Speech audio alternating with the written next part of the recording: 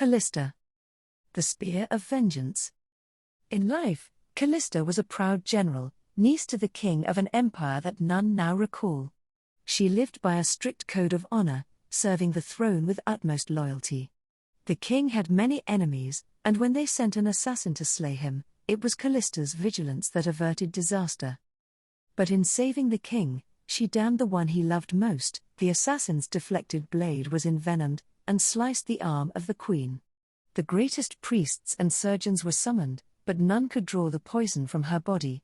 Racked with grief, the king dispatched Kalista in search of a cure, with Hecarim of the Iron Order taking her place at his side. Kalista traveled far, consulting learned scholars, hermits and mystics. But to no avail. Finally, she learned of a place protected from the outside world by shimmering pale mists, whose inhabitants were rumored to know the secrets of eternal life. She set sail on one last voyage of hope, to the almost legendary Blessed Isles. The guardians of the capital city Helia saw the purity of Kalista's intent, and parted the mists to allow her safe passage. She begged them to heal the queen, and after much consideration, the masters of the city agreed. Time was of the essence. While the queen yet breathed, there was hope for her in the fabled waters of life. Kalista was given a talisman that would allow her to return to Helia unaided, but was warned against sharing this knowledge with any other. However, by the time Kalista reached the shores of her homeland, the queen was already dead. The king had descended into madness, locking himself in his tower with the queen's festering corpse. When he learned of Kalista's return, he demanded to know what she had found. With a heavy heart, for she had never before failed him, she admitted that the cure she had found would be of no use. The king would not believe this, and condemned Kalista as a traitor to the crown. It was Hecarim who persuaded her to lead them to the Blessed Isles, where her uncle could hear the truth of it from the masters themselves.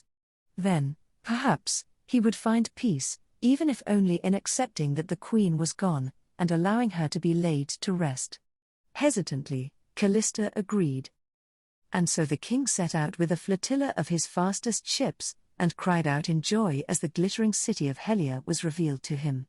However, they were met by the stern masters, who would not allow them to pass.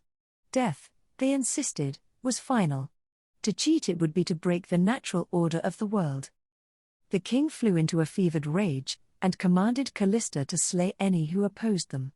She refused, and called on Hecarim to stand with her. But instead he drove his spear through her armored back.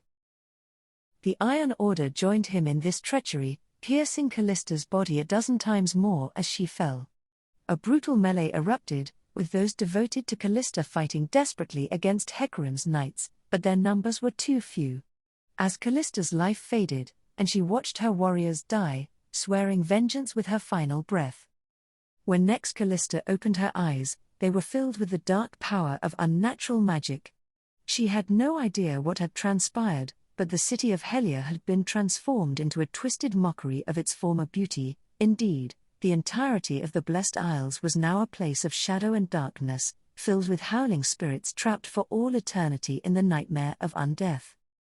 Though she tried to cling to those fragmented memories of Hecarim's monstrous betrayal, they have slowly faded in all the centuries since, and all that now remains is a thirst for revenge burning in Kalista's ruined chest.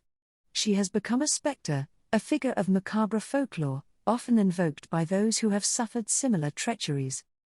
These wretched spirits are subsumed into hers, to pay the ultimate price, becoming one with the spear of vengeance.